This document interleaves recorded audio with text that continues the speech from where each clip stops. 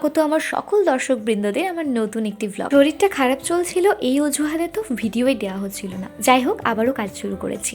বাড়ি দুদিনের জন্য গেলেও বাড়িতে বসে থাকার মেয়ে তো আমি নই, তাই বোনকে নিয়ে দ্বিতীয় দিন বেরিয়ে গেছিলাম ঘুরতে।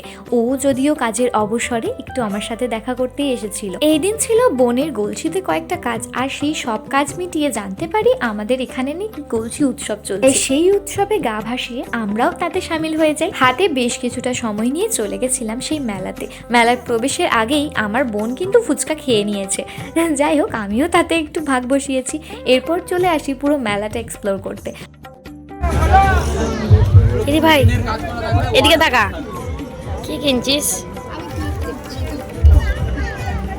এরপর মেলাটা ঘুরতে ঘুরতে হঠাৎ বোনের আর আমার চোখে পড়ে এই মোমোর স্টলটা, আর যেটা দেখে আমরা নিজেদেরকে কন্ট্রোল করতে না পেরে সোজা স্টলের সামনে হাজির হই। আর সেখানে গিয়ে আমরা নিয়ে নিই আমাদের ফেভারিট চিকেন মোমো। কিন্তু বোনের এটা ভালো লাগলেও আমার খুব একটা পার্সোনালি ভালো লাগেনি। তোর মুখ ছেড়ে গেল? এটাতে মনে হচ্ছে আমার মাটনের চর্বি দিয়ে আছে। তুই খা।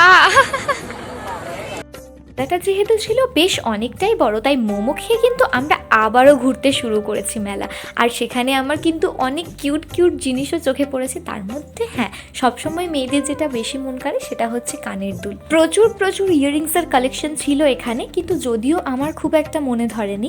যাই হোক, এখানে কিন্তু বোন নিজের জন্য বেশ কয়েকটা ক্ল্যাচার্সও দেখেছিল। এরপর আমরা চলে যাই একটা দোকানে যেখানে প্রচুর সানগ্লাসেস ছিল। আমি তো এক দুটো ট্রাইও করি। আর আমার যেটা চোখে পড়ে সেটা হচ্ছে এই ভাইরাল স্পাইরাল পটেটোটা।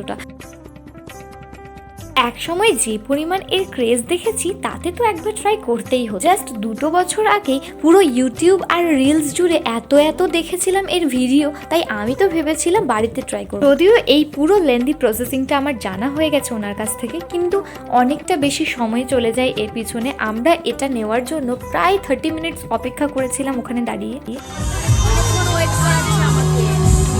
অ্যান্ড ফাইনালি এটা যখন ভাজা হয়ে আমাদের হাতে আসে না, পুরো ক্রাঞ্চি একটা ক্র্যাকি জিনিস, যেটা খেয়ে আমাদের ভালোই লেগেছে। এটার টেস্টটা পুরোটাই নির্ভর করে সসের উপরে। আর এটা না ওই 40 রুপিস করে নিয়েছিল। আর আমাদের গ্রামের মেলাতে না এই জিনিসটা কখনো আসেনি এখনো পর্যন্ত, তাই আমরা এখনো ট্রাইও করতে পারিনি। তাই এই সুবর্ণ সুযোগ কী করেই বা হাতছাড়া করতাম। আমার বোনের পার্সোনালি বেশ ভালো লেগেছে।